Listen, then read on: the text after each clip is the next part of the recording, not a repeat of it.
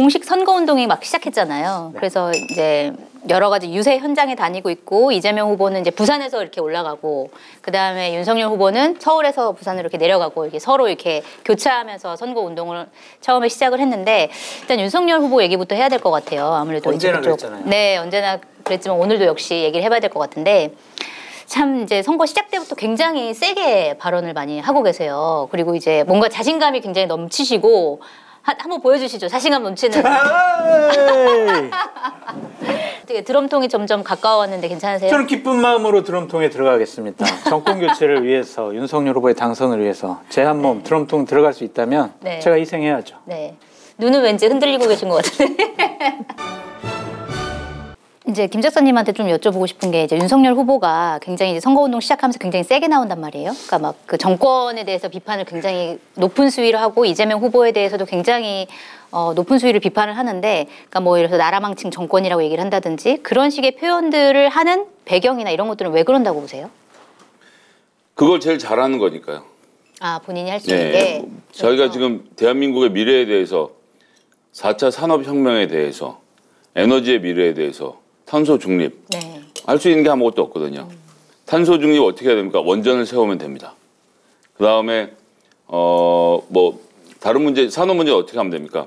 규제를 풀고 자율화를 해주면 됩니다. 자세한 것은 이렇게 되니까 그런 얘기를 중심으로 풀어갈 게 없는 거죠. 그렇다 보니까 그리고 이제 지난주에 했던 적폐청산 발언과 관련돼서 이제 뭐 여론조사 결과 좀 이따 얘기하겠지만 이제 쭉 반응을 보니까 해볼만한 발언이라는 생각이 또 한편으로 들고 있는 거거든요. 네. 수위를 조금씩 올리겠죠. 네.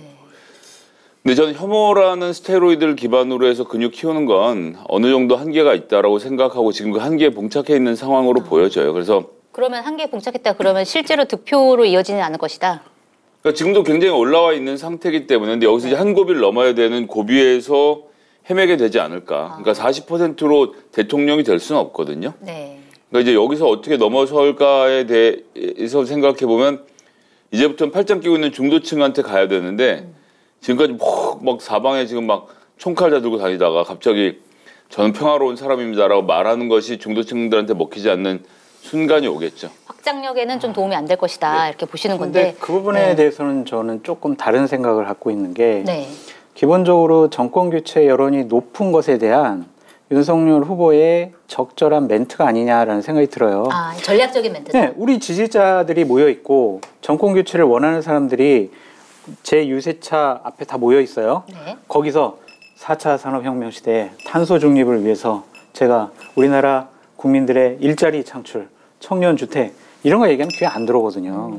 그 사람들은 분노해서 그 유세장에 나온 거예요. 네. 그 분노를 최대한 이끌어내서 나를 지지하게 만들고 투표장에 더 많이 나오게 만드는 게 네. 올바른 선거운동 방식이지 네. 거기서 보다 더 깊은 대한민국 미래를 위한 비전, 발전 방안 이런 것들은 거기서 얘기할 필요는 없고요. 네. 이제 21일 날 우리 첫 TV 토론 또 법정 TV 토론 그렇죠. 있잖아요. 다음 주. 거기서 네. 이제 그걸 보다 오늘, 비전을 얘기하기 오늘 2월 비전을. 17일 관훈 토론회에서 하셨으면 참 좋았을 텐데 근데 그걸 또 안 하셔. 그래, 그거는 어떻게 된 거예요? 거부한 건가요? 아니, 거부한 게 아니라 거부한 거지. 그거는 거부한 거예요. 기본적으로 거부했어요? 네. 날짜가 바빠서 안 된다는 거잖아요. 그러니까 공식 선거 운동 기간에는 지방 일정들을 정말 다 분들은요? 짜봐놔요. 그러니까 다른 후보들 공식 선거 운동 전에 했잖아요, 그분들은. 아니요. 근데 윤석열 후보는 공식 선거 15일 이후에 관훈 토론을 잡아놨기 때문에 할 수가 없는 거죠. 장 교수님께서 갑자기 왜 이러십니까? 그건 이미 했고. 네.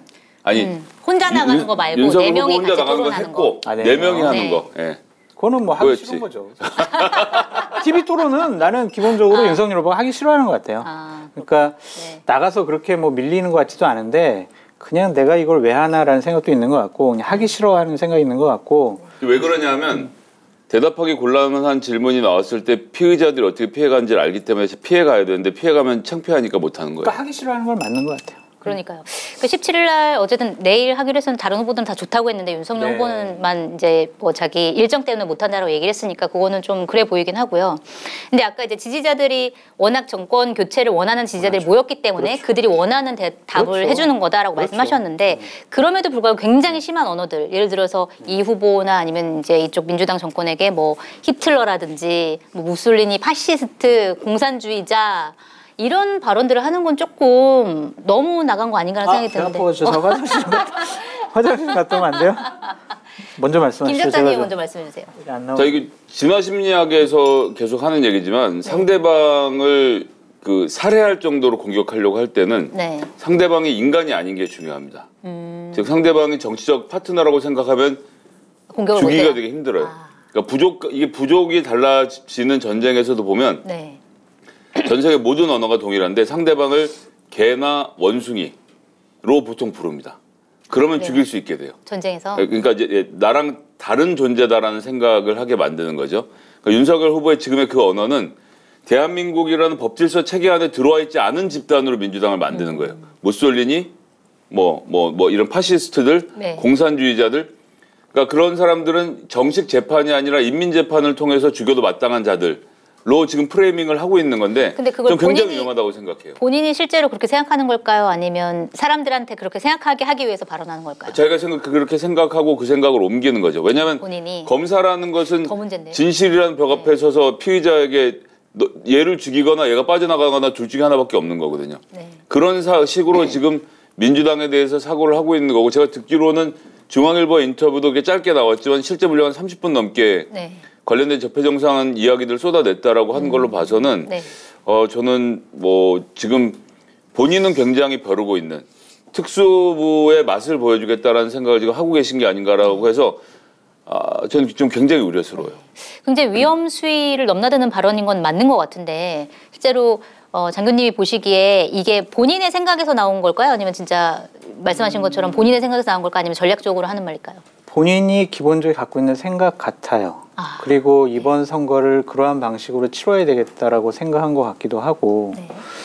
이제 업이 되는 거죠. 그 자리에서 원고를 안 보고 하시더라고요. 그런 내용들은. 네. 그럼 본인의 머릿속에서 그냥 즉흥적으로 나왔다고 볼 수밖에 없는 것이고 우리가 툭 던졌을 때 더 큰 환호가 오면은 발언이 더 세질 수가 있거든요. 네. 그런 측면에서 좀 저는 솔직히 상대편, 상대 진영, 대한민국 국민이잖아요. 네. 나를 반대하긴 하지만 그런 사람들을 공산주의, 파시즘 이런 것으로 공격하는 것은 상당히 좀 부적절하지 않았나라는 생각이 들어요. 네.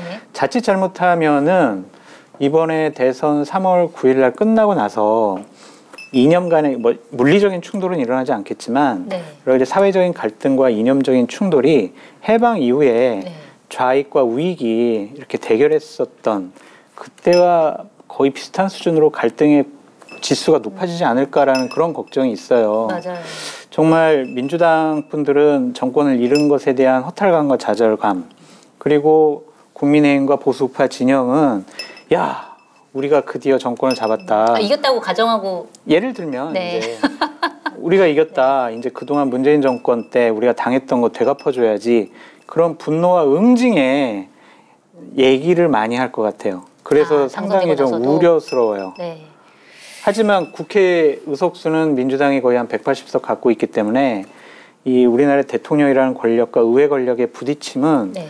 상당히 나라를 혼란스럽게 만들 수가 있을 것 같아서 그렇죠. 걱정스러워요. 뭔가 하나 정책을 사고 싶어도 제가 또 그거를 이렇게 하니까 재미없지 않아요? 아니요, 괜찮습니다. 네, 네. 윤석열 후보가 또 언론 관련해 가지고 네. 또 발언을 하셨는데 이제 작년에 한참 언론중재법 가지고 여야가 굉장히 다툼이 심해가지고 중간에서 그냥 이제 무마하고 약간 넘어간 측면이 있었는데 그때 이제 윤석열 후보가 뭐라고 얘기를 했냐면 언론중재법은 언론의 재갈을 물리는 언론재갈법이다 이렇게 말씀하셨어요. 나보고 물어봐요. 그러셨어요. 그랬는데 최근에 뭐라고 말씀하셨냐면은 개인의 인권을 침해하고 진실을 왜곡한 기사 하나가 언론사 전체를 파산하게도 할 수 있는 강력한 시스템이 필요하다. 네? 작은 언론사를. 예. 네, 알겠습니다. 예. 이렇게 써 있어가지고 이건 아니군요. 네, 근데 작은 요거 언론사라는 점이 중요합니다. 네, 작은 언론사. 그럼 그러니까 언론의 항상 자유라는 윤 후보가 얘기했던 그 작은 언론사. 윤석열 후보에게 있어서 언론의 자유는 네. 최소한 그래도 아무리 그래도 검찰청 출입 정도 할 수 있는 규모의 검증된 언론사의 언론의 자유를 얘기하는 거죠. 그 한두 명에서 인터넷 이렇게 하고 한 10명 모여고 인터넷 그거 하는 네. 그건 언론사가 아닌 거예요. 그들은 선동을 하고 마타도를 퍼뜨리고 사회에 악이라고 생각을 하니까 그런 사람들은 재정적인 타격을 줘서 일소해야 된다라는 것이고 다만 지켜줘야 될 것은 내가 그래도 검찰총장하고 검사하던 시절에 같이 소주 한 잔 기울여보고 양주 한 잔 먹어본 최소한의 여러 가지 이 필터링 시스템을 통해서 검찰청에 출입할 수 있는 정도 규모의 언론사. 네. 그러니까 제보도 이제 그런 중앙 일간지나 네. 공중파에 해야 하는 것이고. 메이저. 예, 이 메이저의 컨셉이 있는 거예요. 메이저는 대우해준다. 그 얘기 또 어디서 나옵니까? 그 뭐 시간 강사나 뭐 뭐라 그래? 그거 하여튼 그거랑 이 같은 거고. 네. 교수랑 같은 게 아니잖아요. 이 사람의 머릿속에서는 네. 메이저와 마이너가 딱 분명하게 사법부 시험을 갈리는군요. 합격한 자기 같은 관료가 있는 거고 네. 저 아래서 뭐 7급부터 시작인지 9급부터 시작인지 알 수 없는 수사관들이 있는 거고 언론사도 이런 메이저가 있는 거고 마이너가 있는 거고 경쟁은 그러니까 보호는 메이저를 하는 거지 거고. 마이너들은 소음만을 만들 뿐이다라는 이야기를 하고 있는 거죠. 그런 엘리트 의식이 있을까? 엘리트 의식은 조금 그건 좀 지나쳤다. 아이, 윤 후보님이 교수님. 엘리트 의식에 대해서 약간 발언한 거는 몇 번 쩔잖아요. 있긴 했었잖아요. 쩌는 분이시잖아요. 딴 사람도 아니고. 왜요? 아니 왜요? 그게 이제 어떠한 곳을 지칭해서 이제 그런 얘기를 하셨는지는 대략 추측이 가나 네. 상당히 이거는 부적절한 발언이라고 볼 수밖에 없죠. 이 발언을 하고 나서 이준석 대표가 바로 윤석열 후보의 이 발언은 언론의 자유를 더 보장하겠다라는 그런 네. 차원입니다.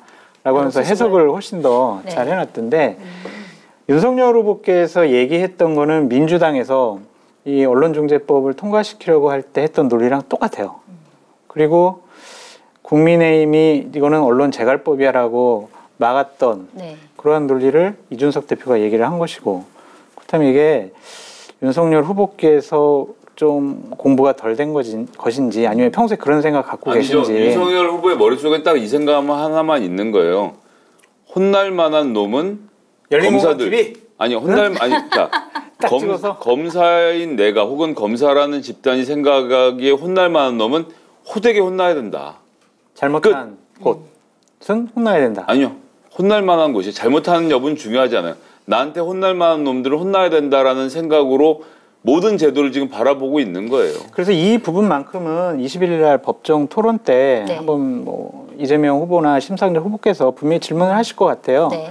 그때 본인이 발언을 어떻게 하는지 좀 지켜봤으면 좋겠어요. 이거는 제가 주장해왔고 여태까지 국민의힘 계열의 진영에서 얘기해왔던 거랑은 좀 정반대되는 다르다. 얘기를 하셨어요. 그래서 열린공감TV에 대해서도 혼날 만한 놈이니까 혼나야 된다. 이렇게 되는 것이고 예전에 아스팔트 깔다가 산업재해 현장에서 돌아가신 분들 앞에 가서 뭐라고 했습니까?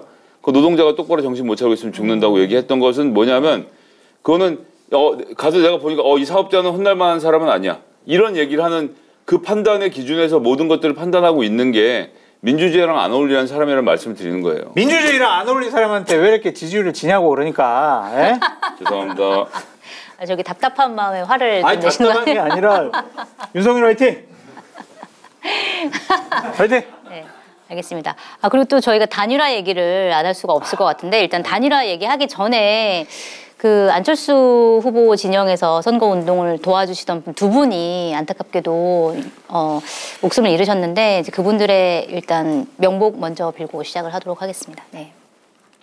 굉장히 이런 일이 벌어져가지고 굉장히 안타까운데 사실은 안철수 후보가 지금 계속 그 상주 역할을 하면서 빈소를 지키고 계시더라고요. 그래서 그리고 이제 다른 후보들도 이제 첫날은 다들 이제 고일이 벌어진 때는 이제 다들 이제 뭐 확성기도 사용 안 하고 이제 뭐 율동도 안 하고 다들 이제 거기에 참여를 했는데 어쨌든 단일화를 이제 안철수 후보가 던졌는데 좀 저는 약간 의외이긴 했어요. 단일화 계속 안 하겠다고 얘기를 해가지고 과연 던질까 했는데 던졌는데 여론조사로 단일화를 하자라는 이제 하나의 조건을 걸고 던졌는데 일각에서는 단일화를 하고 싶으면 실제로 마음이 있다라고 보는 분도 계시고 단일화에 대한 마음이 없어서 저런 조건을 걸고 던진 거다 이렇게 얘기하는 분도 계신데 지금 국민의힘 분위기는 어떤가요? 윤석열 후보나? 윤석열 후보는 단일화 하고 싶어하고 하려고 하는 것 같아요. 그래요? 근데 윤석열 후보를 제외한 다른 지도부들은 네. 아니 우리끼리 해도 이겨라고 계속 생각하는 것 같고 네. 여의도 연구원의 여론조사는 상당히 안정적으로 삼자 구도에서도 사자 구도에서도 사자 구도에서도 안정적으로 이기고 있기 때문에 필요 없다라고 생각하는 것 같은데 외부의 압력이 좀 강해요. 네. 보수 우파 진영에서는 계속해서 단일화해라. 기자회견도 많이 하고 많이 하고 네. 또 언론 사설 같은 경우에도 단일화하지 않으면 죄악을 짓는 거다. 단일화를 해서 확실하게 이기고 그리고 나서 의석수가 적으니까 진영이 결집해서 어려움을 극복해 나가라 이런 식으로 조언까지 해주더라고요. 네. 그런 것을 보면은 단일화가 될 가능성이 높다고 저는 생각을 해요. 아, 그래서 네. 내일을 주목해라. 내일. 내일 18일 금요일을 주목해라라고 말씀드리고 싶은 게 네. 내일 아침에 그 안타깝게 이제 돌아가신 분들의 발인이 발인. 끝나고 네. 안철수 후보가 아마 윤석열 후보와 네. 이재명 후보에게 감사 전화를 할 거예요. 아, 당연히 직접 해야죠. 찾아왔으니까. 네. 네, 당연히 했을 때 네. 윤석열 후보가 뭐 후보님 저 이제 주말이나 어디 좀 만나서 여러 가지 좀 얘기 좀 나누시죠. 라고 해서 약속을 잡으면 단일화 좀 급물살이 나올 것 같고. 네. 그럼 단일화 방식은 여론조사? 아니요, 여론조사는 안 받아요. 아. 이제 시간도 늦었고 네. 그래서 28일 이전에 투표용지가 인쇄되는 28일 이전에 두 분의 단독적인 만남, 뭐 급박한 만남 네. 이렇게 해서 갑작스럽게 성사가 되지 않을까라고 저는 예측을 네. 해보고요. 네. 윤석열 후보 측은 다 줄 생각도 있는 것 같아요, 그냥. 뭘 원하는 주죠? 거. 뭘 줄 수 있죠? 뭐 국무총리? 오케이. 아. 뭐 지방선거? 공천권? 오케이. 몇 군데? 오케이. 뭐 장관직 몇 개? 오케이. 이렇게 생각하는 것 같은데 지금 어쨌든 제일 큰 걸림돌은 그게 네. 이준석 대표라고 볼 수밖에 없죠.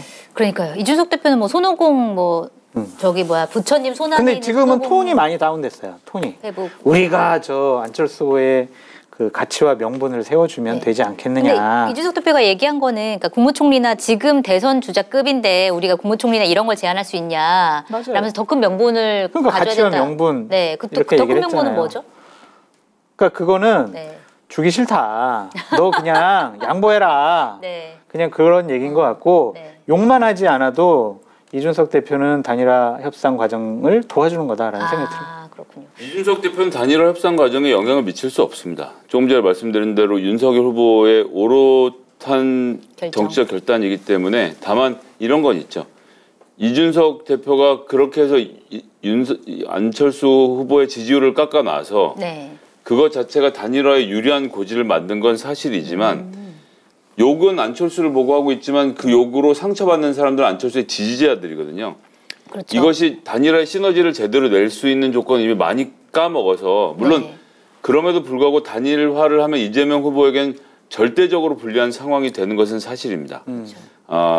그렇긴 하지만 여하튼 지금 이준석 대표의 저러한 행동은 안철수 후보를 지지했던 사람들이 투표장으로 가지 않게 만드는 효과가 있겠다.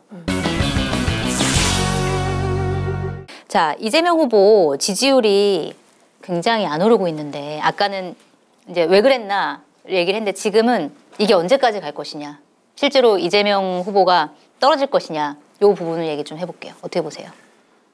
저는 조금 전에 말씀드린 대로 혐오라는 스테로이드에 기반해서 지지율을 끌어올린 윤석열 후보는 한계에 부딪혔다라고 생각합니다. 네. 그런데 생각했던 것처럼 지지율이 빠지지 않는 것은 저는 결국은 정부의 책임이라고 생각하는데요. 정부요? 네. 네. 방역과 추경. 돈을 풀든가 네. 방역을 풀든가.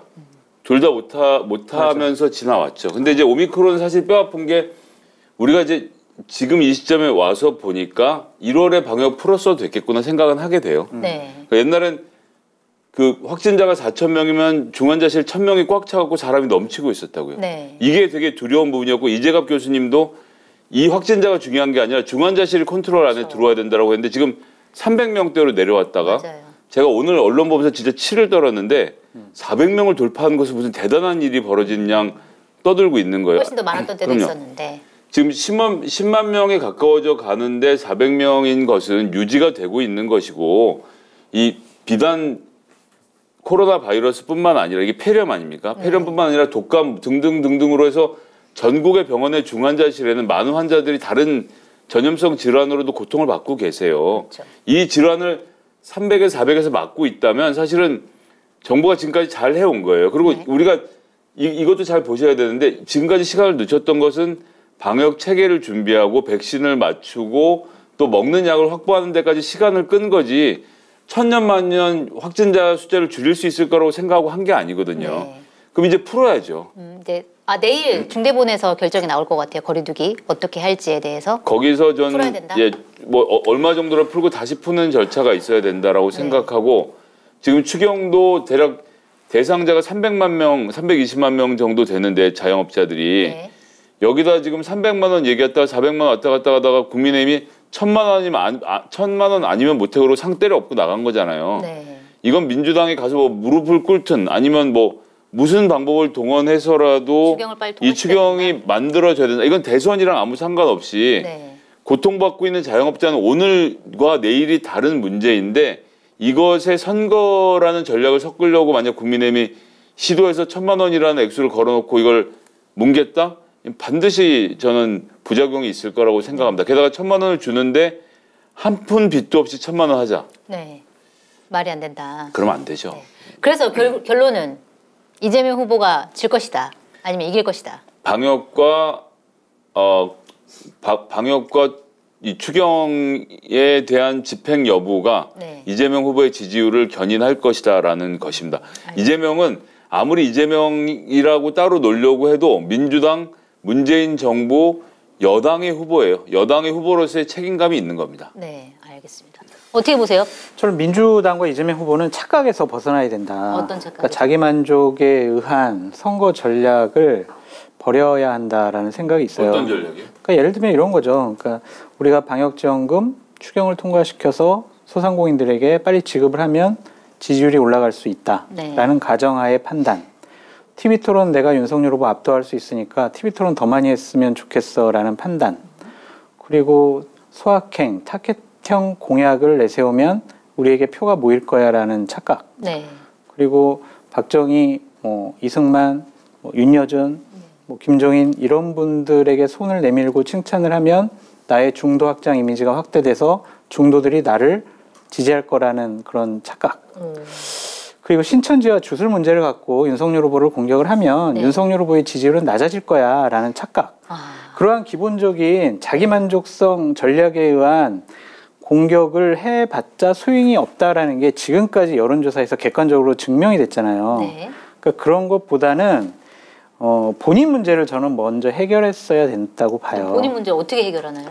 그러니까 예를 들면은 이렇게 김혜경 배우자와 관련된 부분도 이제 더 솔직하게 네. 처음에 빠르게 그러니까 네. 2주 있다가 사과하는 것이 아니라 좀 더 발빠르게 조금 더 구체적으로 사과를 했으면 어땠을까? 그러면 지금까지 맨날 족쇄로 잡고 있잖아요. 매일매일 그 A라는 분이 네. 무슨 일 있었어요? 무슨 일 있었어요? 막 법카는 얼마 썼고요. 업무 추진비는 얼마 썼고요. 막 이런 것들이 나오잖아요. 네. 그러니까 이게 계속 지지율 올라가려고 할 때마다 발목을 잡아요. 도덕적으로 이재명 후보는 나빠요. 이재명 후보는 나쁜 사람이에요라는 프레임에 딱 가두기 좋은 안건들이 이제 이재명 후보 네. 발목을 잡고 있거든요. 네. 그러니까 그걸 초반에 딱 하고 넘어갔으면 덜했을 처음부터 것이다. 그러니까 이런 것들을 먼저 해결했어야 돼요. 본인에게 향한 여러 가지 도덕적인 문제. 예를 들면 네. 국민 통합하겠습니다. 국민 내각 하겠습니다라고 하잖아요. 그러면 쉽게 이렇게 비판할 수 있어요. 아니 국민 통합하기 전에 가족 통합부터 하세요. 욕설한 형수랑 조카부터 품으세요. 가족도 품지 못하면서 어떻게 상대방 진영을 품을 수가 있어요. 라고 비판하면 거기다 대고 뭘 말을 할 거예요. 그러니까 이런 가족 문제 리스크를 먼저 해결했어야 된다라는 생각이 듭니다. 자, 그러면 또 우리 추미애 전 장관님 얘기를 좀 해봐야 되는데 지금 동영상 하나가 좀 난리가 난 것 같아요. 직접 연기를 한 네, 신천지에서 뭐지? 많이 사랑한 죄를 배경음악으로 한 그 영상 보셨어요? 이거 부끄러워가지고 내가 이렇게 봤었다니까. 아, 맨 마지막에 이걸로 네. 끝났잖아요. 아 이거 먹으면 안 되는데 계속 먹게 돼요. 큰일 났네. 당 떨어져. 자, 별로 안 좋게 보셨군요. 그게 저는 솔직히 자꾸 내가 얘기하죠. 저 이쪽 보고 얘기했는데. 아니 하세요. 네, 지금 드시고 계시니까. 우상호 선대본부장 때문에 그래요. 왜요? 우상호 본부장이 선대본부장 하면서 네. 자꾸 그런 분들을 등판시켜요. 그 전까지만 해도 네. 이제 추미애 전 장관 이렇게 좀 앞세우는 선거운동 안 했었거든요. 네. 근데 이번에 15일 날 네. 추미애 전 장관이 대구에서 본인 유세하고 서울에서 이제 만났잖아요. 네. 그러니까 본격적으로 앞세우는 건데 그거는 패착 같아요. 호감도가 없잖아요. 이상해. 네, 사실 저는 이상해. 제 일이 불안합니다. 왜요? 같은 팀에 저도 쇼츠를 찍었거든요. 이제 그래요? 어떻게 나올지 알 수가 없어요. 아, 찍었어요? 아니야 이렇게? 아직 안 나왔어요? 아직 안 나온 것 같아요. 선글라스 끼고 막 이런 거 아니에요? 내용이 뭐예요? 아 불안하네. 선글라스 꼈지? 아 선글라스 안 꼈어요. 언제 공개되나요? 아니 그걸 모르겠어요. 찍기만 하고 막 뭐 시킨 대로 막 했는데 네. 끝났습니다. 가라 그래서 갔거든요. 근데 남들 나오는 거 보니까 좀 불안해요. 특히 저는 뭐 추미애 전 했냐면 장관 얘기 거 예, 보고서 좀 불안하시네. 약간 근데 저는 사실 그 주식백과 김성애 씨 네.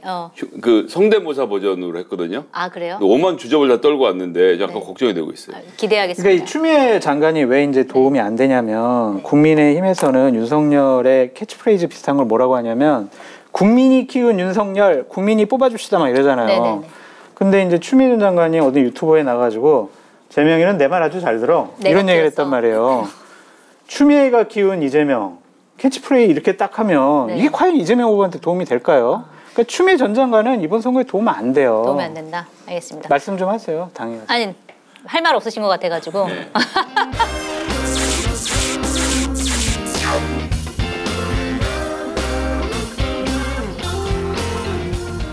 뭐라고요? 아니 요즘에 마켓타니에서 이용 안 하는 분도 있어요? 쇼핑몰계 차세대 리더 마켓타니 정치권의 정보통 저 장성철이 자부하겠습니다. 정말 강력하게 추천드립니다. 왜 추천을 하느냐? 덕분에 제 출연료가 인상됐기 때문입니다. 굉장히 만족스럽습니다. 믿고 사드셔도 될 것 같다. 전 그런 확신이 들었습니다. 한결의 자랑, 한결의 야심찬 프로젝트, 한결의 TV를 후원하는 가장 좋은 방법 마켓타니. 많이 성원해 주시고요. 주변에도 널리 알려주세요. 좀 도와주십시오.